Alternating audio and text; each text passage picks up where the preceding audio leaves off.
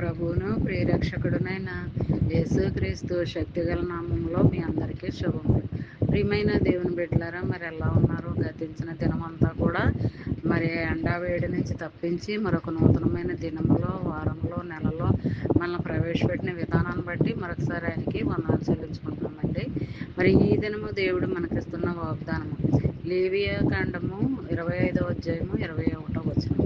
నా దీవెన మీకు కలుగునట్లు ఆజ్ఞాపించదును. ప్రియమైన దేవుని బిడ్డలారా, మనం ఎక్కడికి వెళ్ళినప్పటికీ, ఏ ప్రాంతంలో ఉన్నప్పటికీ, ఏ అరణ్యం గుండా ప్రయాణం చేస్తున్నప్పటికీ, ఇరికి లేని ఆ మార్గం గుండా మనం ప్రయాణం చేస్తున్నప్పటికీ మరి అక్కడ కూడా నా దీవెన నీకు కలుగుతుంది ఆజ్ఞాపిస్తున్నాను. నువ్వు ఎక్కడున్నా క్షేమంగా ఉండాలి, ఆజ్ఞ దీవెనలు, ఆశీర్వాదాలు, అద్భుతాలు నువ్వు పొందుకోవాలని ఇలాగా దేవుడు వాగ్దానం రూపంలో మనతో మాట్లాడుతున్నాడు అనమాట అండి.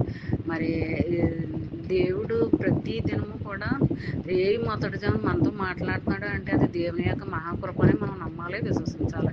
మరి మొదటి జామునే మరి మనము ఏ పని చేయకముందే మరి వాగ్దానాల ద్వారా దేవుడు మనతో మాట్లాడాడు కాబట్టి దాన్ని మనం నమ్మి విశ్వసించాలన్నమాట అండి.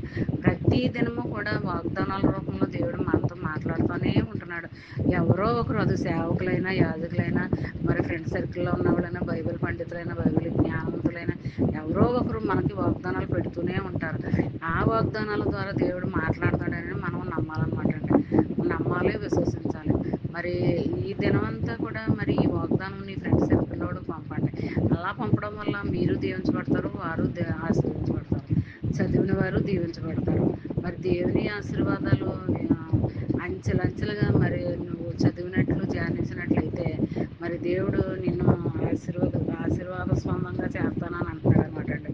మరి అలాగా ఉండటానికి మరి మనము కూడా ఆజ్ఞానుసారంగా, వాక్యానుసారంగా మనం నడుచుకోవాలి, జీవించాలి.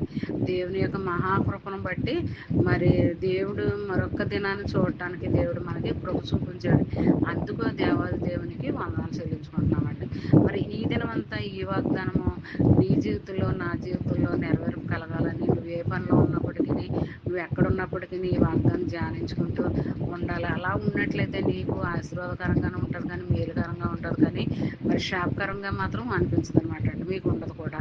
మరి ఇలాంటి దీవెన ఆశీర్వాదకరమైన వాగ్దానాలు దినమంతా కూడా మనసులో పెట్టుకుని చిన్న వాగ్దానం ధ్యానించుకుని ఉన్నట్లయితే మరి ఆ దినమంతా నీకు రావాల్సిన దీవెన ఆశీర్వాదాలు దేవుడు నీకు మెండుగా అనుగ్రహిస్తాడనమాట.